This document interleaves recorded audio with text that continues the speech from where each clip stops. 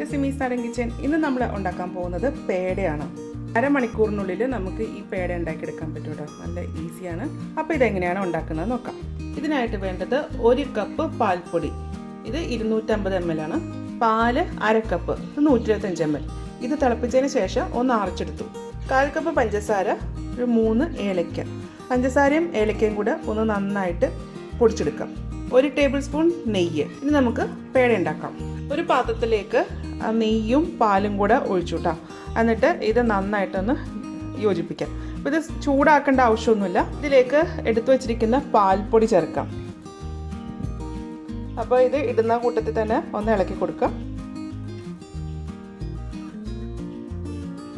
ഇത് കട്ടയൊന്നുമില്ലാത്ത രീതിയിൽ നന്നായിട്ടൊന്ന് യോജിപ്പിക്കാം. അപ്പോൾ ഇത് ആയിട്ടുണ്ട് കേട്ടോ. അപ്പോൾ നല്ലപോലെ ഇനി ഇത് നമുക്ക് സ്റ്റൗവിലേക്ക് മാറ്റാം. സ്റ്റൗവിലേക്ക് വെച്ചതിന് ശേഷം ഇതൊരു മീഡിയം ഹീറ്റിലിട്ടിട്ട് ഒന്ന് ചൂടാക്കുക കേട്ടോ. തീ കൂട്ടരുത്. ഇത് പാൽപ്പൊടി ചേർത്ത് ഉണ്ടാക്കുന്നുണ്ട്. ഇത് പെട്ടെന്ന് തന്നെ നമുക്ക് ഉണ്ടാക്കിയെടുക്കാൻ പറ്റും. കൈ എടുക്കാതെ തന്നെ ഇളക്കാം. തിക്കായി തുടങ്ങുമ്പോൾ നമുക്ക് ലോ ഹീറ്റിലേക്ക് മാറ്റാം. ഇതൊന്ന് തിക്കായി തുടങ്ങിയിട്ടുണ്ട് കേട്ടോ. അപ്പോൾ ഇതിങ്ങനെ സൈഡിൽ നിന്നൊക്കെ ഇങ്ങനെ വടിച്ച് നടുക്കോട്ടേക്ക് നിടണം. അതുപോലെ കൈ എടുക്കാതെ ഇളക്കുകയും വേണം കേട്ടോ. ഒരു ലോ ഹീറ്റിലിട്ടിട്ടാണ് ആക്കുന്നത് കേട്ടോ.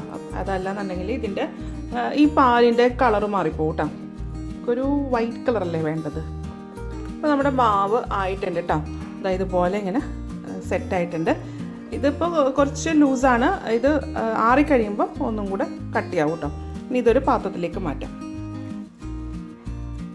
ഇത് പാത്രത്തിലേക്ക് മാറ്റിയതിന് ശേഷം ഇതിനെ ഒന്ന് നന്നായിട്ടൊന്ന് മയപ്പെടുത്താം. എന്നിട്ട് ഇതിൻ്റെ ചൂടൊന്ന് ആറണം. ഇപ്പോൾ ഇതിൽ നമ്മൾ പഞ്ചസാര ചേർത്തിട്ടില്ല കേട്ടോ. ഇത് ആറിയതിന് ശേഷമാണ് പഞ്ചസാര ചേർക്കുന്നത്. ഇപ്പോൾ ഇത് നന്നായിട്ട് ആറിയിട്ടുണ്ട്. ഇതിലേക്ക് പൊടിച്ചു വെച്ചേക്കുന്ന പഞ്ചസാര ചേർക്കാം. പഞ്ചസാര ചേർത്തതിന് ശേഷം ഇത് നന്നായിട്ടൊന്ന് യോജിപ്പിക്കാം.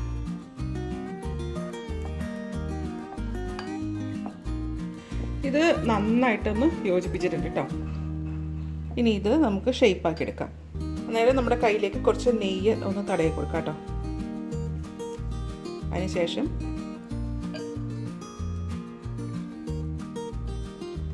ചെറിയ ബോളാക്കിയിട്ട് ഉരുട്ടിയെടുക്കും. അപ്പോൾ ഇത് ഏത് ഷേപ്പ് വേണമെങ്കിലും ആക്കാം കേട്ടോ. അപ്പോൾ ഇങ്ങനെ ആക്കിയിട്ട് പരത്തിയിട്ട് ഉണ്ടാക്കാം. അപ്പോൾ ഞാനിതൊരു ബോൾ ഷേപ്പിൽ തന്നെയാണ് ഉണ്ടാക്കുന്നത്.